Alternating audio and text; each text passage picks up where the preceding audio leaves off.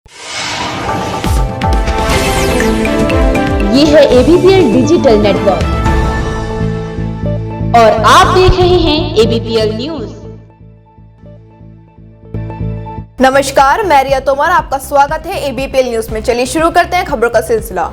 उधम सिंह नगर के किच्छा में दशहरा पर्व को लेकर तैयारियां शुरू हो गई हैं। किच्छा क्षेत्र में करीब 50 सालों से दशहरे पर पुतले बना रहे बरेली के कारीगर मनोज कुमार के नेतृत्व में टीम द्वारा पुतलों को अंतिम रूप दिया जा रहा है। आगामी 15 अक्टूबर को किच्छा के मंडी समिति मैदान में रावण तथा मेघनाथ के पुतले को आग के हवाले किया जाएगा। उधम सिंह नगर के किच्छा में दशहरा पर्व को लेकर तैयारियां शुरू हो गई हैं। किच्छा के मारवाड़ी धर्मशाला में मेघनाथ तथा रावण के पुतले को बनाने की प्रक्रिया शुरू हो गई है। बरेली के जो कारीगर हैं मनोज कुमार, ये इनकी टीम, उनके नेतृत्व में, मनोज कुमार के नेतृत्व में टीम द्वारा दोनों पुतलों को तैयार किया जा रहा है। लगभग 27 से 30 फुट के दोनों पुतलों को तैयार किया जा रहा है। मनोज कुमार का कहना है कि लगभग 50 वर्षों से उनका परिवार किच्छा में आयोजित होने वाले दशहरा पर्व में पुतले की तैयारी करता है। पहले उनके पिताजी ये काम करते थे, उनके ताऊ ये काम करते थे और वर्तमान में मनोज कुमार के नेतृत्व में उनकी टीम पुतला बनाने की तैयारी कर रही है। आगामी 15 अक्टूबर को किच्छा के कृषि उत्पादन मंडी समिति मैदान में दशहरे का पर्व धूमधाम से मनाया जाएगा। हालांकि कोरोना को लेकर प्रशासन ने कार्यक्रम को छोटा बनाने की अनुमति दी है। इसी के चलते पूर्व में जो मेघनाथ तथा रावण के बड़े बड़े पुतले बनाए जाते थे, उन पुतलों का आकार काफ़ी छोटा कर दिया गया है और दोनों पुतलों की ऊंचाई 27 से 28 फुट लगभग रखी गई है। फिलहाल किच्छा के मारवाड़ी धर्मशाला में मेघनाथ तथा रावण के पुतले को मनोज कुमार की टीम द्वारा पूरी शिद्दत के साथ तैयार किया जा रहा है। कारीगर मनोज कुमार का कहना है कि 3 सदस्यीय टीम द्वारा लगभग 8 से 10 दिन के भीतर दोनों पुतलों को तैयार किया जाता है। मेरा नाम मनोज है, मैं बरेली का रहने वाला हूँ और ये हम कम से कम 50 वर्षों से बनाते चले आ रहे हैं। पहले ताऊ बनाते थे, फिर पिताजी बनाते थे हमारे। अब मेरे निर्देश में ये कार्य हो रहा है। ये हम 8 दिन या 10 दिन में लगभग बना देते हैं। पूरे प्रदेश भर में धान खरीद का कार्य शुरू हो चुका है और जनपद में कई जगह किसानों और राइस मिलरों के बीच धान खरीद को लेकर विवाद भी हो रहे हैं, जिसके चलते जसपुर क्षेत्र में किसानों और राइस मिलरों को किसी भी प्रकार की परेशानी ना हो, इसके लिए प्रशासन ने जसपुर ब्लॉक सभागार में मीटिंग की, जिसमें किसानों ने अपनी कई समस्याओं से राइस मिलरों और प्रशासन को अवगत कराया। वहीं मीटिंग में किसानों की कई समस्याओं का समाधान भी किया गया। देखिए, यहाँ पर धान खरीद केंद्रों में दो समस्या आ रही हैं। इसमें जो हमारे मिलर्स हैं या हमारे जो किसान बंधु हैं, उनको लेके हमने मीटिंग की गई थी। इसमें बस एक सामंजस्य मीटिंग थी कि जो भी समस्याएं इन दोनों के बीच में आ रही हैं तो आपस में बैठ के यहाँ पर सॉल्व की जा सके। तो बस छोटी सी मीटिंग की गई थी और काफ़ी इसमें बिंदुओं का समाधान भी निकाला गया। देखिए, अभी हम लोगों ने अपने धान केंद्र में जो बड़ी बड़ी होर्डिंग है वो भी लगाई हुई है कि किसी प्रकार की समस्या के लिए हमारे जो टोल फ्री नंबर है उनको भी दिया गया है। और यहाँ पर प्लस पॉइंट ये है कि मेरा ऑफिस खुद भी मंडी परिसर के अंदर है, तो ये इनसे डायरेक्टली संपर्क भी कर सकते हैं। पूर्व केंद्रीय मंत्री और कांग्रेस नेता सलमान खुर्शीद ने कहा कि उत्तराखंड में 2022 में कांग्रेस अपना परचम फिर से लहराएगी और उत्तराखंड में कांग्रेस की सरकार बनेगी। लिहाजा उत्तराखंड की जनता से ये सवाल है कि क्या ऐसे लोगों को लोकतंत्र में आना चाहिए जो केवल यूनियनबाजी करते हैं या जो अपनी जरूरतों को पूरा करने के लिए राजनीति में आ रहे हैं। आइए देखते हैं पूरी खबर। यहाँ तिरंगा झंडा जो है वो फिर से फहराया जाएगा, ऐसा मेरा मानना है। और मुझे छोड़िए, यहाँ आम व्यक्ति से किसी से बात करते हैं तो वो यही कहते हैं कि अब ये चुनाव जीतने की तरफ हम लोग बढ़ रहे हैं, अग्रसर हैं। और जैसे अंग्रेज़ी में कहा जाता है कि this is a victory to lose, ऐसा हम ना करें। हम में से कोई ऐसा ना करे कि जीता चुनाव हमारे हाथ से कोई निकाल ले, छीन ले, क्योंकि हमें जिसका सामना करना है वो बहुत षड्यंत्र वाले लोग हैं और हमको बहुत चौकन्ना रहना पड़ेगा। और सब एक ही चीज़ हमको करनी है कि हम ये मान के चलें कि हम लोग सब एक परिवार के हैं, कांग्रेस का एक परिवार है और एक परिवार के समान हमको ये चुनाव लड़ना है और हम चुनाव ऐसे लड़ेंगे तो जीतेंगे। चंपावत में आंगनबाड़ी कार्यकर्तियों का आंदोलन 11वें दिन भी जारी रहा। इस दौरान चंपावत कलेक्टर परिसर में आंगनबाड़ी कार्यकर्तियों ने सरकार के खिलाफ जमकर नारेबाजी की और मांग पूरी न होने पर आंदोलन जारी रख पूरी तरह कार्य बहिष्कार करने की चुनौती दी। हमारा धरना 1 तारीख से शुरू हुआ था, लेकिन उससे पहले हमने 7 सितंबर के दिन हम रैली गई थी हमारे देहरादून पे। तो वहाँ पे माननीय मुख्यमंत्री जी से हमारी वार्ता हुई थी और उन्होंने कहा था कि 24 की जो कैबिनेट होगी मैं आप लोगों की बातों को बाहर रखूंगा और एक सम्मानजनक मानदेय आप लोगों को दिया जाएगा।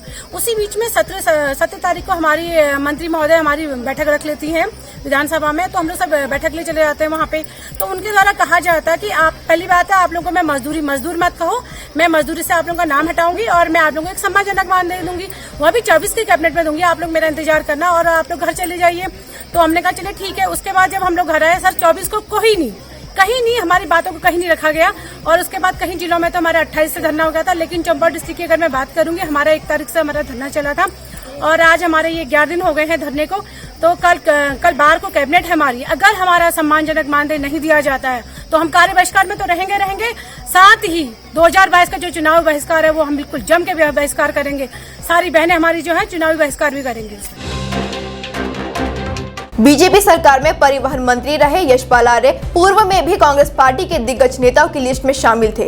वहीं एक बार फिर बीजेपी से नाता तोड़कर यशपाल आर्य ने कांग्रेस पार्टी की सदस्यता ली है, जिससे ये माना जा रहा है कांग्रेस पार्टी 2022 की विधानसभा चुनाव से पहले ही मजबूत नजर आ रही है। वहीं आज सितारगंज के कांग्रेसी कार्यकर्ताओं ने मुख्य चौराहे पर एकत्रित होकर मिठाई बांटकर खुशी जाहिर की। बड़े भाई हमारे मंत्री जी, उनके आने से हमारे पूरे क्षेत्र में बहुत खुशी का माहौल है और मुझे उम्मीद है कि ये 2022 का चुनाव उनके आने से और हमारे बड़े भाई संजीव जी आर्य जी के आने से हम लोग एक तरफा फतेह करेंगे और कांग्रेस की सरकार बनने जा रही है, ये तय हो चुका है। हमारे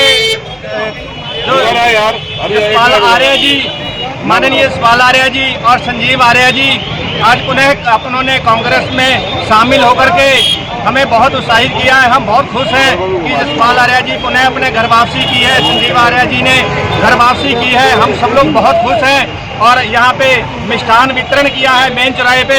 इसमें हमारे सारे कांग्रेस जन नगर के, ब्लॉक के, प्रदेश के जितने भी हमारे जो हैं कांग्रेसी हैं सभी ने बहुत खुशी जाहिर की है।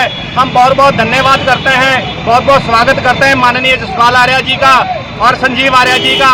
उन्हें मैं आप पूरी जनता को और सभी क्षेत्रवासियों को उनको कांग्रेस में घर वापसी के लिए आप सभी को बहुत बहुत बधाई देता हूँ।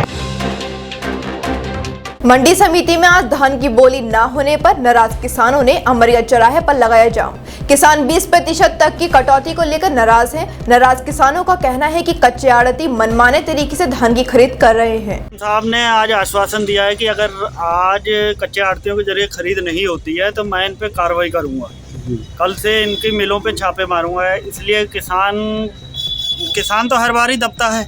आज भी कहीं ना कहीं एसडीएम साहब की बात को लेकर आश्वासन जब उन्होंने दिया तो माने कहीं ना कहीं किसान हम लोग झुके हैं कि एसडीएम साहब बोले हैं कि कार्रवाई करेंगे। और कच्चे आड़तियों की ये लूट है कि वो प्रति ट्राली में जब भी 17 माउचर पे जबकि कोई कटौती नहीं है, उसके बाद भी ये 20-20 किलो की कटौती करते हैं। मील में जाके परेशान किया जाता है किसानों को। जब यहाँ से मानक तय होकर यहाँ से जब तौल होकर जाती है ट्राली, सब कुछ पर्ची मिल जाती है, रिसीविंग मिल जाती है कि फलानी मिल में जानी है, तो वहाँ जाके जब माउचर चेक होता है, जबकि माउचर यहाँ से चेक होकर जाता है, उसके बाद भी वहाँ ये घपला करते हैं, 20-20 किलो कटौती करते हैं कि माउचर आ गया, फलाना आ गया, सिर्फ जिंदा लूट कर रहे हैं। और आज का ये था कि कल संडे था, कल खरीद नहीं हुई थी, सरकारी छुट्टी थी, लेकिन आज तो कोई ऐसा उचित नहीं था कि खरीद नहीं होगी, तौल नहीं होगी। आज तो सिर्फ ये था, ये लोग आए कि भाई हमारा पेमेंट नहीं है, 25 दिन से पहले पेमेंट नहीं लेंगे, पर्चियों पे ज़बरदस्ती लिख रहे थे, जबकि पेमेंट की तो कोई बात ही नहीं है इनसे। आरएफसी साहब ने कहा था कि पेमेंट से आप लोगों का इनसे कोई मतलब नहीं है, आड़तियों से। हमने भी उनकी बात को माना, हमने तो इनसे पेमेंट की बात ही नहीं करी, लेकिन ये ज़बरदस्ती पर्चियों पे लिख रहे हैं कि 25 दिन से पहले हम पेमेंट नहीं देंगे, जबकि हमारा पेमेंट से आपसे कोई मतलब ही नहीं है, तो आप क्यों लिख रहे हैं? ये बिल्कुल झूठ है। क्या हम अपने अगर सच के लिए लड़ रहे हैं, अपने हक के लिए लड़ रहे हैं, तो क्या वो बदतमीजी हो गई? बदतमीजी तो सरेआम ये करते हैं, जो मिल पे जाके किसानों को प्रताड़ित करते हैं, 20-20 किलो काटते हैं। सबसे बड़ी बदतमीजी तो वो है, क्योंकि इनको 1200 रुपये में धान मिल रहा है बाहर, 200 ट्राली एक मिल पे खड़ी है। आप जाके कभी सुबह जाके छापा मारिए, इन पे रेट डालिए, पता लग जाएगा आपको कि इनकी मिलों के आगे कितनी ट्रालियाँ खड़ी हैं। फिर जब यहाँ से ट्राली तुल के जाती है तो उसे शाम तक खड़ा करा जाता है, शाम तक वो ट्राली उतरती नहीं है। ये परेशान नहीं कर रहे हैं तो क्या कर रहे हैं? कोई राइस मिलर नहीं आया, कोई लाला नहीं आया, कुछ नहीं आया। सिर्फ वहाँ फ़ोन से कह देते हैं कि हमें ये धमका रहे हैं। ऐसा कुछ नहीं, सिर्फ झूठ है। हमारा तो इनसे झगड़ा ही नहीं है कोई, हमारा झगड़ा तो प्रशासन से, सरकार से है। जब सरकार पैसा दे रही है तो इन्हें क्या दिक्कत है खरीद करने में? इन्हें क्या दिक्कत है? लेकिन ये लूट, जो शुरू से ये लूट करते आए हैं, वो इनको आदत पड़ी हुई है कि 1100 में धान खरीद रहे हैं, और वही धान कुछ टाइम बाद देखना वो सारा एक नंबर में हो जाएगा। फिर सरकार कहती है कि बहुत ज़्यादा मात्रा में हम लोगों ने सरकारी खरीद करी। खरीद कोई किसान की थोड़ी हो रही है, ये तो बनियों की खरीद हो रही है। कुछ टाइम बाद आप देखना, जांच करना आप कि सबसे ज़्यादा खरीद जब से 1 तारीख से, पहले तो 1 तारीख से तोल चालू होने की बात थी, 6 तारीख से तोल चालू हुई। उसके बाद डेली कच्चे आड़तियों द्वारा नियम से के खिलाफ जाकर जिंदा लूट की जा रही है। 10-10, 15-15 किलो की कटौती की जा रही है। पेमेंट ज़बरदस्ती लिखवाया जा रहा है कि 25 दिन बाद पेमेंट देंगे, साइन कीजिए। मतलब इनकी जो नीति है वो धान खरीदने की नहीं है। रोज़ की RFC साहब ने रोज़ की 200 ट्राली का वादा किया था कि 200 ट्राली सितारगंज से रोज़ की तुलेंगी, लेकिन 70 ट्राली से ऊपर ये नहीं जा रहे हैं। उसी के खिलाफ आज रोड जाम किया गया, लेकिन SDM साहब के द्वारा ये आश्वासन दिया गया कि इनकी मिलों में जाकर हम छापेमारी करेंगे। यहाँ ये खरीद नहीं करते हैं, बाहर से जो धान आ रहा है 1200-1300 रुपये को, उसको खरीद कर और खतौनी यहाँ के किसानों के लेके 1940 को खाने का ये काम करेंगे। भारी लूट कर रहे हैं कच्चे आड़ती। इसी के खिलाफ धरना दिया गया था। SDM साहब के आश्वासन से तोल द्वारा चालू हो रही है किसान यहाँ पर। SDM साहब का ये आश्वासन दिया है कि जो आज से 150 ट्राली की तोल चालू होगी, लेकिन ये SDM साहब की बात नहीं मानते हैं। बिल्कुल जिंदा लूट पे तुले हुए हैं। आज तो किसानों ने SDM साहब की बात मानकर हाईवे खोल दिया है। अगर कल से इनकी व्यवस्था ठीक नहीं हुई तो बिल्कुल पूरी तरह से हाईवे जाम किया जाएगा। मिलर्स और कच्चे आड़ती और जो हमारे किसान भाई हैं, इनके बीच में कुछ कंफ्यूजन चल रही थी। मुझे पता चला तो मैं यहाँ पर आया हूँ। मैंने दोनों की मीटिंग करवाई है, मिलर्स की भी कराई है और हमारे किसान भाइयों की भी, और आधे घंटे का समय मिलर्स ने मांगा है। उम्मीद है कि बहुत जल्दी जो है सितारगंज में धान का लॉकअप नहीं, कहीं ना कहीं किसान कह रहे हैं कच्चे आड़ती हमारा माल। आपको वही बताया कि माल ऐसा नहीं खरीद रहे थे, माल तो खरीद ही रहे थे।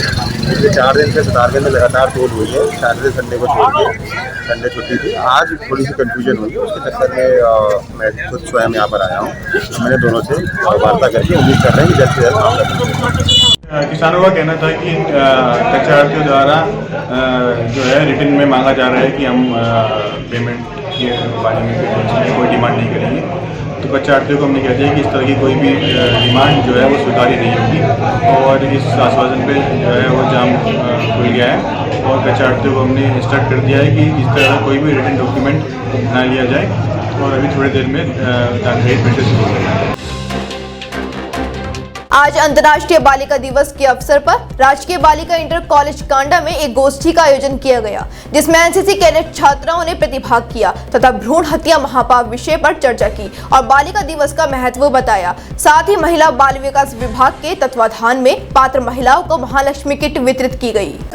बाल विकास वर्ग 8 अधिकारियों ने यहाँ के एक अच्छा एक बालिका दिवस का समारोह यहाँ पर किया गया था। इसमें कई बालिकाओं ने प्रतिभाग की। इसमें काफ़ी अच्छी स्पीच उन बालिकाओं के द्वारा दिया गया, काफ़ी अच्छे शब्द उन बालिकाओं के थे। इससे यही मुझे प्रतीत होता है कि काफ़ी अच्छा इस स्कूल के प्रधान अध्यापिका द्वारा काफ़ी अच्छा प्रयास बच्चों के लिए किया जा रहा है और सही तरह बच्चों को आगे भेजा जा रहा है। यहाँ पर बालिका दिवस का काफ़ी बड़ा महोत्सव यहाँ पे किया गया।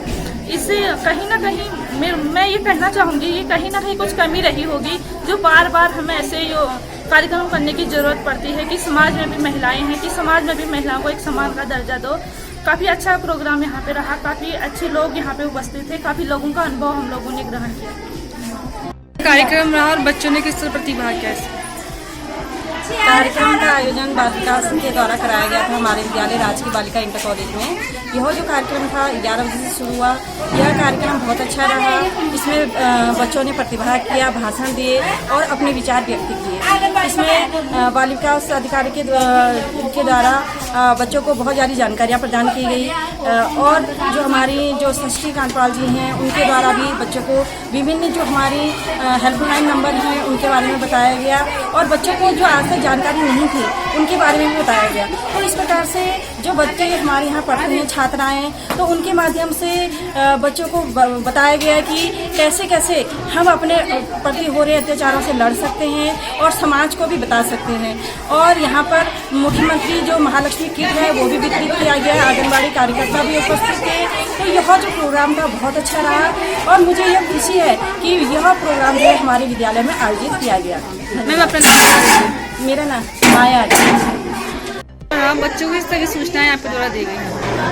आज यहाँ पे इंटर कॉलेज बालिका इंटर कॉलेज खांडा में अंतर्राष्ट्रीय दिवस के उपलक्ष्य में आज बालिकाओं को वन स्टॉप सेंटर के बारे में जानकारी दी। जितने भी 181-112-1098 महिला हेल्पलाइन, चाइल्ड हेल्पलाइन सभी के बारे में जानकारी दी।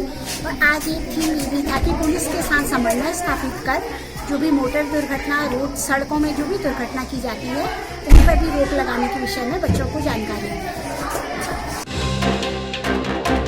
पर्वतीय सस्ता गल्ला विक्रेताओं ने मानदेय कमीशन की मांग के साथ सरकार की ओर से चलाई जा रही अन्न उत्सव कार्यक्रम का काला फीता बांधकर विरोध प्रदर्शन किया। साथ ही मांग पूरी न होने पर हड़ताल और कार्य बहिष्कार जारी रखने का ऐलान किया। के 20 तारीख से हम धरना में बैठे हैं। हमारी मुख्य मांग है मानदेय चाहने वाली। हम मानदेय की मांग कर रहे हैं और जब तक हमें मानदेय पूरी नहीं होती तब तक हम धरने में बैठे रहेंगे। आने वाले समय में हमने एक हफ्ते का समय सरकार को दे रखा है। अगर हमारी मांग को पूरी नहीं किया गया हम धरना छोड़ करके आमरण अनशन में बैठने को मजबूर हो जाएंगे। इसीलिए हम सरकार से आग्रह करते हैं, निवेदन करते हैं। हमारी क्या कहते हैं ज्ञापन उन तक अभी तक जा चुका है। हमारी अभी तक कोई सुनवाई नहीं हो रही है। इसके बारे में आगे हमारा मानदेय का मामला जो है शासन तक पहुंच गया है। अगर वो मानदेय नहीं, हमारी मांग नहीं मानते हैं, आगे आमरण अनशन बैठने के लिए मजबूर हो जाएंगे। कासखंड के और पूरे जनपद के सस्ता गल्ला विक्रेता हर अपने अपने गोदामों में धरना में बैठे हुए हैं। मैं 53 किलोमीटर दूर मंच तामली गोदाम से आया हुआ हूं। हमारे साथ में सारे लोग आए हुए हैं। हमारी मांग है कि हमको मानदेय दिया जाए। यदि हमको मानदेय देने में सरकार नहीं देती है तो हम धरने के साथ साथ में अब आमरण अनशन करने को तैयार हैं। अगर सरकार द्वारा सबको मानदेय दिया जा रहा है लेकिन हम सस्ता गल्ला विक्रेताओं को, जिसमें हम पूरे महीने भर कंट्रोल की दुकान में बैठे रहते हैं और हमको मानदेय नहीं दिया रहा है, हमारी मांग है कि हमको मानदेय दिया जाए जिससे हमारे उधर पूर्ति हो सके। उत्तराखंड की राजनीति में छल कपट और दल बदल का सिलसिला शुरू हो गया है, जिस पर आम आदमी पार्टी के नेताओं ने कहा कि लगातार एक दूसरे के विधायकों और मंत्रियों को तोड़कर दोनों दलों भाजपा और कांग्रेस ने उत्तराखंड की राजनीति में सिद्ध कर दिया है कि उनको उत्तराखंड की भोली भाली जनता की भावनाओं से कोई मतलब नहीं है। अभी के लिए इतना ही। उत्तराखंड से जुड़ी खबरों को जानने के लिए जुड़े रहिए ABPL न्यूज के साथ। धन्यवाद।